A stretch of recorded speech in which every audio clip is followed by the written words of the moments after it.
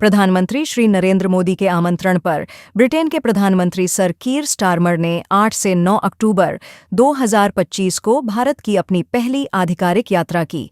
यह यात्रा जुलाई 2025 में प्रधानमंत्री मोदी की ब्रिटेन यात्रा के बाद हुई, जिसमें भारत यूके व्यापक आर्थिक और व्यापार समझौता और इंडिया यूके विजन 2035 को अपनाया गया था।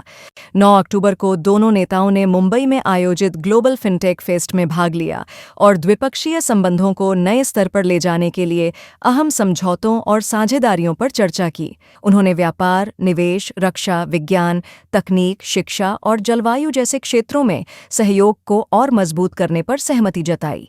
उन्होंने सीईओ फोरम की बैठक का स्वागत किया और सीईटीए को जल्द से जल्द लागू करने की उम्मीद जताई।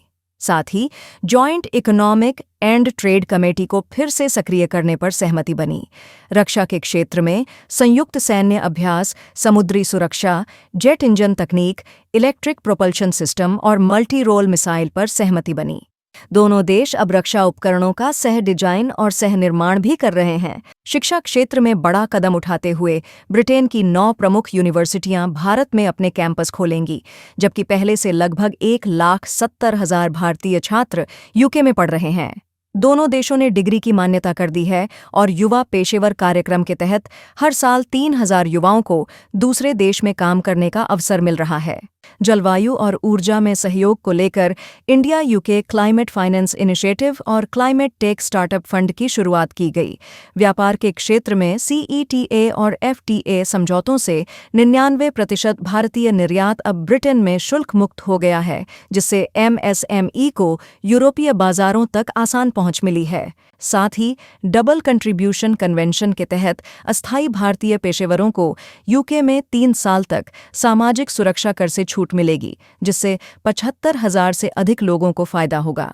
तकनीक और नवाचार के क्षेत्र में दोनों देशों ने टेलीकॉम, एआई, हेल्थ टेक और क्रिटिकल मिनरल्स पर कई साझेदारियों की घोषणा की, जैसे कि India UK connectivity and innovation centre और जॉइंट सेंटर फॉर एआई। संस्कृति, प्रवासी भारतीय समुदाय और पर्यटन को बढ़ावा देने के लिए नई फिल्म को प्रोडक्शन नीति, हवाई सेवाएं और वाणिज्य दूतावास खोले गए हैं।